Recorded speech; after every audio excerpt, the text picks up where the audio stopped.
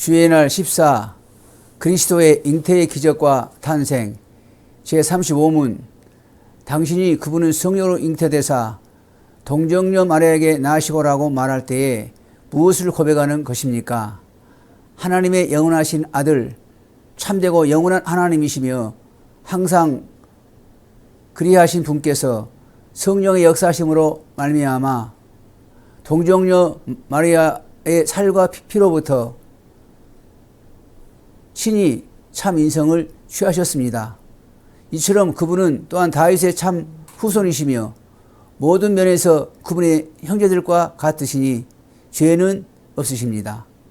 제36문 당신은 그리스도의 거룩한 잉태와 탄생으로 무슨 유익을 얻습니까? 그리스도께서 우리의 중보자가 되시고 그분이 무음하고 완전한 거룩함으로 하나님 앞에서 잉태되고 출생될 때부터 있었던 나의 죄를 가려주시는 것입니다.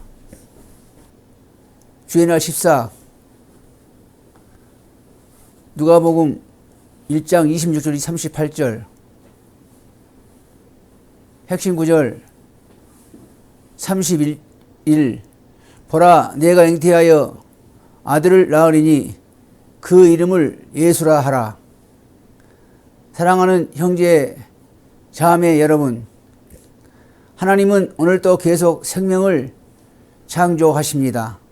그 하나님은 이 새 생명의 창조를 위해 사람이 남녀 부부를 사용하고 계십니다. 한 아기 출생은 큰 기적이요 아기는 하나님의 큰 선물입니다. 하나님께서 한 아기를 주실 때 우리는 크게 기뻐합니다. 사람이 아기를 만들지 않습니다. 하나님의 선물로 받을 뿐입니다. 시편 127편 3절은 이렇게 말합니다. 자식은 여호와의 주신 기업이요 태의 열매는 그의 상급이로다. 주의 날 14는 하나님이요 사람이신 우리 구주의 잉태와 탄생에 관하여 말하고 있습니다. 이제 주의 날 14에서 그리스도의 잉태의 기적과 출생에 관하여 들으려 합니다. 다음 세 가지 요점을 생각합니다. 첫째, 잉태의 기적. 둘째, 그 기적의 필요. 셋째, 그 기적의 결실에 관해서입니다. 첫째, 잉태의 기적. 먼저 예수님의 잉태와 출생의 기적을 생각하게 됩니다. 문답 35는 바로 중심되는 문제를 드러내어 성령으로 잉태하사 동정녀 마리아에게 낳으시고 라고 말할 때 당신은 무엇을 고백합니까? 라고 묻습니다. 이 물음으로 우리는 바로 우리 구주의 잉태와 탄생을 어떻게 이해하는가 라는 문제에 당면하게 됩니다. 답은 참되고 영원하신 하나님이시며 항상 그러하신 분께서 성령의 역사하심으로 말미암아 동정녀 마리아의 살과 피로부터 친히 참 인성을 취하셨습니다. 입니다. 이것은 놀라운 고백입니다. 이제 주의 날 14에서 우리는 하나님의 독생자 예수 그리스도의 구원의 사역에 관하여 고백하기를 시작합니다. 구원 사역에 있어서 예수님께서는 영원한 하나님의 아들이시고 변함없이 그대로 계십니다. 그런데 그분께서 이제 우리에게 얼마나 가까이 오셨는지를 듣게 됩니다.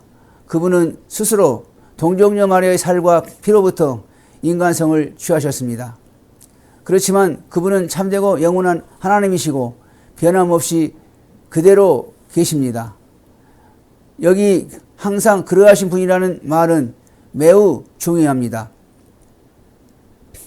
예수님께서는 하나님이실 뿐 아니라 그대로 계십니다. 어떤 오해를 피하기 위해 우리 신앙 고백은 항상 그러하신 분이라는 말을 강조하고 있습니다. 이것은 곧 그리스도께서는 베들레헴에 출생하시기 전에 하나님이셨고 그분께서 스스로 참된 인간성을 취하실 때에도 그대로 하나님으로 계신다는 뜻입니다. 그분은 영원히 하나님이시라는 것을 가르치고 있습니다. 나사렛에 사는 마리아가 천사로부터 보라 내가 잉태하여 아들을 낳으리니 그 이름을 예수라 하라 라는 말을 들었습니다. 마리아는 이 갑작스러운 소식에 놀랐습니다. 그의 답이 이를 증거합니다. 나는 남자를 알지 못하니 어찌 이 일이 있으리까? 라고 했습니다. 마리아는 처음 이 말을 이해하기 어려웠습니다. 성령이 내게 임하시고 지극히 높으신 이의 능력이 너를 덮으시리니 이름으로 나으실 바 거룩한 이는 하나님의 아들이라 일컬어지리라.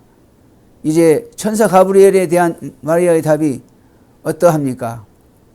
그의 답은 믿음에서 나옵니다. 주는 여종이오니 말씀대로 내게 이루어지이다. 누가복음 1장 38절. 형제 자매 여러분, 어떻게 마리아가 이런 답을 할 수 있었을까요? 어떻게 이 젊은 동정녀 마리아가 그 짧은 시간에 천사의 말을 소화할 수 있었겠습니까? 신구약은 하나의 책입니다.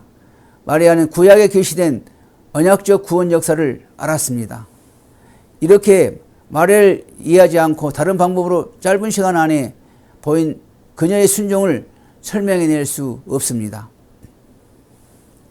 우리 구주 예수님의 동정녀 잉태는 구원사에 있어서 하나님께서 행하신 놀라운 기적을 보여줍니다. 여호와께서 언약에 따라 메시아가 오시는 거룩한 계통을 가지시기 위해 어떻게 여자들의 태에 관여하셨는지를 역사가 보여주고 있습니다. 하와는 가인을 출산한 후에 내가 여호와로 말미암아 득남하였다라고 했습니다. 여호와 하나님은 계속 에녹, 노아, 아브라함 등을 통해 거룩한 계통을 보존하셨습니다. 아브라함의 아내인 늙은 사라로부터의 이삭의 출생을 통해 기적을 보여주셨습니다. 나아가 이사야는 또한 하나님의 관여에 대해 예언했습니다. 보라, 처녀가 잉태하여 아들을 낳으리니 그 이름을 임마누엘 하리라. 이사야 7장 14절. 우리는 우리 구주의 탄생을 구원 역사와 분리시켜서는 안 됩니다. 구원 역사는 계속 하나님께서 거룩한 계통으로부터 그분의 아들을 세상에 오시도록 하기 위해 관여하신 사실에 관해 알려주고 있습니다. 그리스도의 교회는 성령 하나님께서 마리아에게 오셔서 그 태내에 하나님의 아들을 잉태하게 한 큰 기적을 믿어야 합니다. 성경에 기록된 언약의 내용을 배워 알고 자란 마리아는 이 위대한 기적을 위해 자신이 하나님의 선택을 입은 사실을 이해했습니다. 그래서 마리아는 믿음으로 그 사실을 받아들였습니다. 형제 자매 여러분 가운데 아직도 하나님께서 어떻게 사람이 될 수 있을까라고 마음에 의문을 품고 있는 분이 있습니까? 우리 신앙 고백은 그는 성령으로 잉태되었다라고 합니다. 하나님께서 스스로 인간성을 취하셨습니다. 그렇기 때문에 우리 신앙 고백은 하나님의 영원하신 아들, 참되고 영원한 하나님이시며 항상 그러하신 분께서 성령의 역사하심으로 말미암아 동정녀 마리아의 살과 피로부터 친히 참 인성을 취하셨습니다라고 합니다. 우리 구주 예수님은 사람의 살과 피를 취하셨을 때 그분의 하나님이심을 그치지 않으셨습니다. 사도 바울은 이 신비에 감동되어 디모데 전서 3장 16절에 이렇게 외칩니다. 크도다 경건의 비밀이여 그렇지 않다 하느니 없도다. 사도 요한은 요한복음 1장 14절에서 말씀이 육신이 되어 우리 가운데 거하심에 라고 했습니다. 우리 구주 예수 그리스도는 하나님이시고 하나님으로 늘 계시니 그분은 동정녀 마리아로부터 우리의 인간성을 취하셨습니다. 그러나 그분은 하나님이신 것을 그치지 않으셨습니다. 우리 신앙 고백은 우리 구주의 참된 인간성에 관하여 분명하게 말하고 덧붙여 그분은 또한 다윗의 참된 자손이라고 강조합니다. 그리스도께서 참된 사람이 아니면 그분이 우리를 구원하실 수 없습니다. 우리 구주는 참으로 다윗의 자손인 사람으로 오셨습니다. 천사 가브리엘이 또한 예수님의 탄생을 선언할 때에 주 하나님께서 그 조상 다윗의 왕위를 그에게 주시리라고 했습니다. 이것은 시편 132편 11절의 예언의 성취였습니다.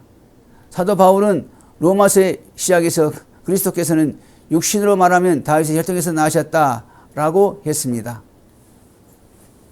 그는 참 사람으로 십자가에 달려 피를 흘리셨습니다.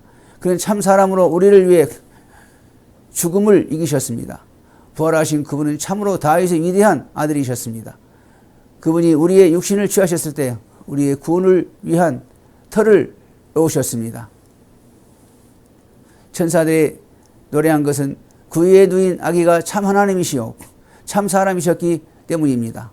저들은 이 놀라운 말씀이 육신이 된 기적 때문에 하나님을 찬양했습니다. 우리도 천사와 함께 하나님의 영원한 아들이 사람이 된 것을 노래하고 찬양해야 합니다. 들어주셔서 감사합니다.